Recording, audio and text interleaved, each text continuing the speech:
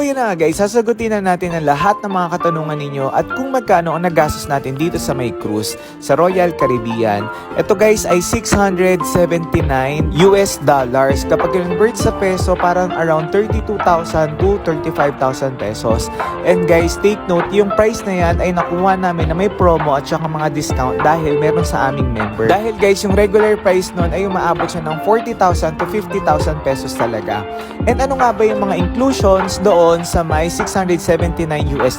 Ayan guys, meron ka ng room na family siya, good for 4. Para naman guys, dito sa mga activities and other amenities, pwede mo siya guys gamitin for free. Meron nga lang ang iilan na meron mga bayad. Pero ito guys, yung flow rider, yung mga bump car, yung mga bungee jumping, free lang yan guys. Plus, kapag nagutom ka naman, syempre yan, pwede nyo guys manood kayo ng mga live shows.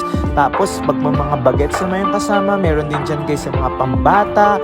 And ito pa guys na maganda, meron din mga live band kapag gabi, o diba, magiinom kayo dyan, kasama mo mga afam. And then dito naman guys sa lobby, may mga binibenta dito, mga free, ang dami nun guys, mamimili lang kayo. Ako nga bumili ng relo Tapos dito sa ibang part, merong pool. Ang pool dito guys ay 3 o 4, basta gano'n, merong indoor, outdoor, tsaka yung parang sa may resort. Tapos guys, ito nga yung isang pool natin, diba? Pwede kayo manood dyan kasi meron sa food, wala ka na rin po problemahin. Snacks and dinner ay kumpleto guys at free. Isipin mo, fine dine yung dinner, no?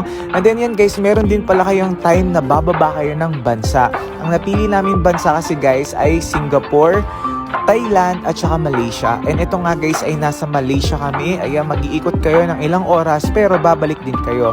At next naman guys, ito yung sa may Thailand namin. Ayan, Phuket, Thailand. So may beach. Tapos meron din kami mga temple pinuntahan. Bahala kayo sa itinerary nyo. Basta babalik kayo sa oras na binigay nila. Kasi aalis yung barko, maiiwanan kumain, kung ano naman pagtikman namin. Lalo na dito guys sa may Thailand. Alam nyo, itong opportunity na to guys, huwag nyo nang palampasin. At saka dapat ninyong matry kasi once in a lifetime lang yan. Tsaka yung pera pwede nyong ipunin yan, pero experience ay hindi. So ayun lang, bye!